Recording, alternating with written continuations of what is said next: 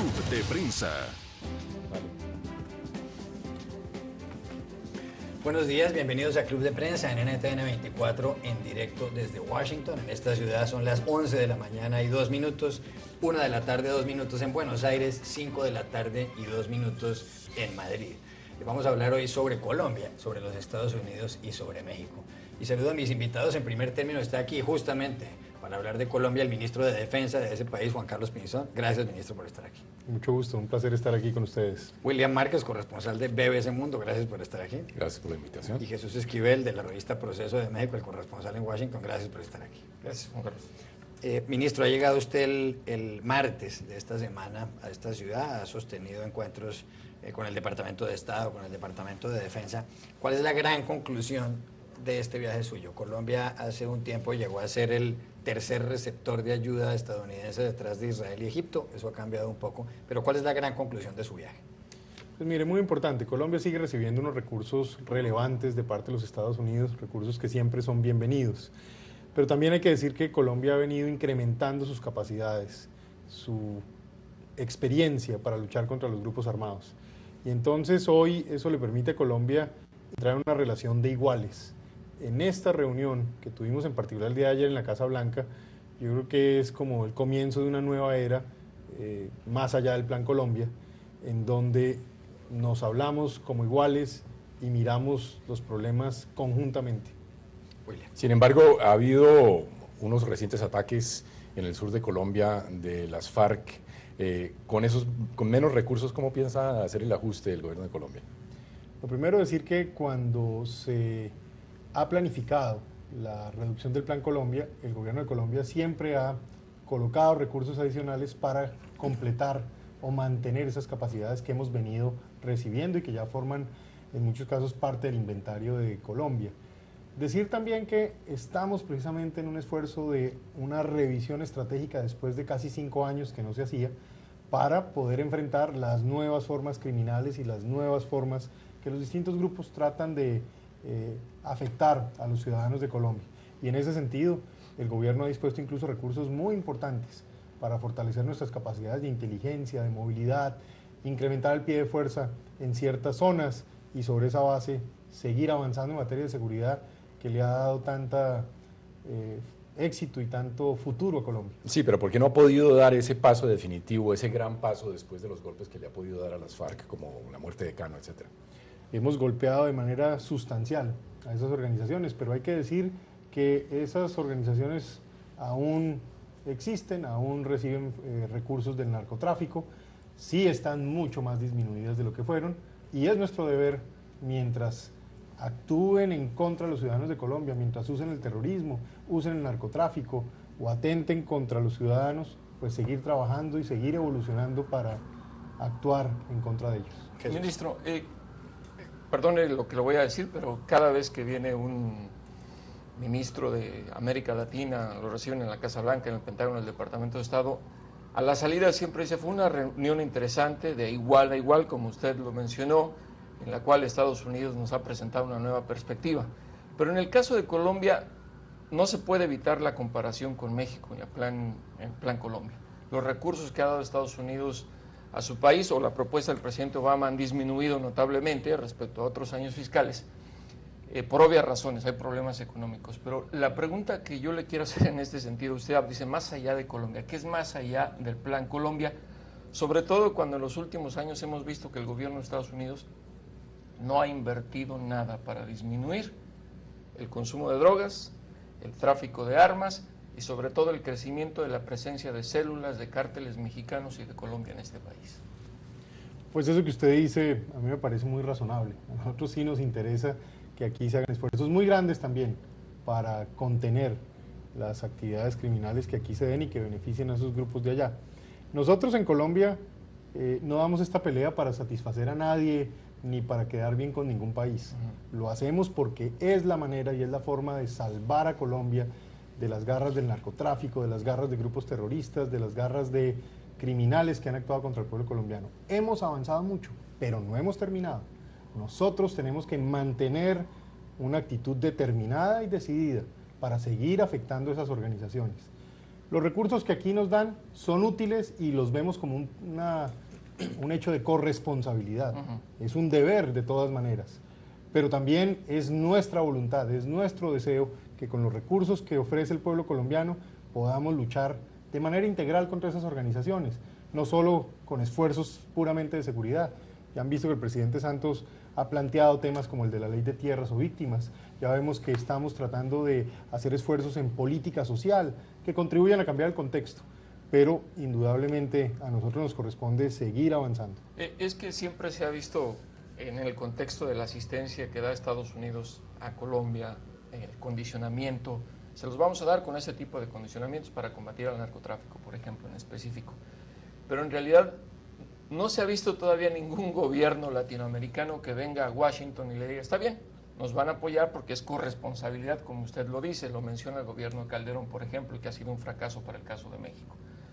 Pero, ¿cuándo Colombia le va a exigir a Estados Unidos que haga más para reducir el consumo de drogas y el tráfico de armas que llegan hasta Colombia? ¿Cuándo se va a ver esa posición, digamos, un poco más severa? Decir, nos van a ayudar, pero ustedes ¿qué están haciendo como parte de esa corresponsabilidad? O lo que dice usted, más allá del Plan Colombia, tiene que ver con eso. Eso me parece que pega en el punto. Cuando nosotros decimos que empezamos a tener una relación de iguales, lo que empezamos a ver es que no simplemente somos receptores de ayuda para hacer un esfuerzo local, sino que como tenemos unas capacidades que hoy en día están afectando la región, al Caribe, a Centroamérica, lo que decimos es, mire, en virtud de nuestros intereses, lo que hacemos en Colombia probablemente no es suficiente, es necesario que todos trabajemos. Pero la manera, muy francamente, es buscando instancias y espacios de cooperación, buscando espacios en donde se puedan entender las partes y logren trabajar de manera efectiva. Y eso es el tipo de esfuerzos muy pragmáticos que nosotros estamos tratando de desarrollar y de implementar. Pero en la lucha antidrogas, Estados Unidos siempre prefiere operar en el país productor y no tanto continuando con lo que dice en su mismo país. El Pentágono ha dicho que ha querido incrementar sus operativos de fuerzas especiales como las que mataron a Bin Laden en América Latina. Dentro de todo este contexto, ¿cómo funcionaría eso en Colombia? A mí no me corresponde entrar a debatir la política interna de los Estados Unidos, pero yo estoy de acuerdo. Entre más hagan acá, mucho mejor para todos nosotros y eso vale la pena que así sea. En el caso del empleo de la fuerza en Colombia, solamente Fuerzas Armadas colombianas actúan en Colombia y son ellas las que han dado todos esos golpes que son famosos en contra del narcotráfico y del terrorismo en el país. Pero en el pasado sí han operado estas fuerzas especiales en Colombia, sobre todo cuando estaban los estadounidenses secuestrados por las FARC. Pues no militarmente en la etapa en que a mí me ha correspondido estar. Con certeza le digo que son las fuerzas especiales colombianas quizá las más sofisticadas en guerra en la jungla y en guerra en la selva. Y agradecemos indudablemente un entrenamiento que se ha dado por años y unas capacidades, pero son esos hombres nuestros que han entregado su vida, que ponen el pecho, como se dice, día a día en el país. Ministro, hay un tema muy polémico en estos días en Colombia. El gobierno había presentado dentro de la reforma a la justicia un artículo que tiene que ver con el fuero militar, con la ampliación del fuero para los militares. Se generó una gran controversia. ¿Por qué no le explica a los televidentes de NTN 24 en qué consistía la polémica relacionada con ese artículo? Mire, lo más importante es que por muchos años se fue degradando el fuero militar y en los últimos años incluso se fueron tomando decisiones que fueron prácticamente dejando a los militares y a los policías sin la seguridad jurídica que se requiere. Cuando llegamos encontramos eso y por eso tomamos la determinación de manera transparente de poner este debate sobre la mesa.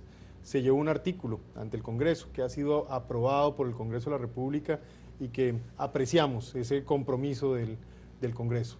Pero al mismo tiempo también creamos una comisión de expertos, de los más importantes expertos en el país en estas materias. Y eso ha llevado a unas recomendaciones. La recomendación que han hecho es que el tema se debe tratar de manera integral y nos han propuesto una serie de ideas para llevar en el mes de marzo un acto legislativo completo, una reforma constitucional que toca temas de la justicia militar, toca temas de la justicia ordinaria, parte del principio de no dar marcha atrás en derechos humanos, pero parte del principio de la necesidad de avanzar para que soldados y policías tengan un marco jurídico claro. Y eso es entonces lo que vamos a hacer. Yo creo que hay que enfocarse en la importancia de este debate y en últimas en la conveniencia de tener una fuerza pública efectiva, que no tenga zonas grises, que no tenga dudas. Eso es lo que estamos tratando de promover. Pero muchas ONGs como Human Rights Watch aquí en Estados Unidos se quejaba por el hecho de que ese artículo establecía en cierto modo que donde hubiera un delito, en donde estuvieran involucrados militares, el control de la zona inicial lo iban a tener los militares, no la justicia civil. Ahora tengo entendido que el gobierno ha decidido retirar el artículo. A la luz de eso, los militares, ¿en qué casos serían juzgados en Colombia por la justicia militar y en qué casos por la civil? Yo insisto, lo más importante de retirar el artículo, porque el retiro del artículo depende del Congreso. El gobierno lo que le sugiere al Congreso es no continuar con el trámite del artículo porque lleva un articulado mucho más integral, mucho más completo. Y a su pregunta, lo que eso significa es lo siguiente, que hay una serie de delitos de lesa humanidad que nunca serán conocidos por la justicia militar. Genocidio, violaciones sexuales, torturas, y eso queda explícito. Pero al mismo tiempo las infracciones al DIH, distintas a los casos que he mencionado, van a la justicia militar porque son propias de la actividad operacional de las Fuerzas Armadas.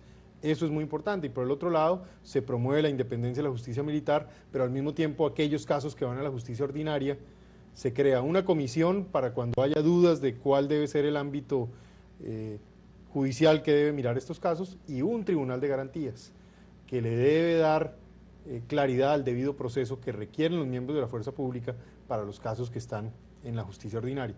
Entonces es una reforma balanceada, integral, que toca todos los puntos, que parte del principio de no dar marcha atrás en derechos humanos, pero que parte del principio de la necesidad de que soldados y policías tengan claridad jurídica a la hora de actuar.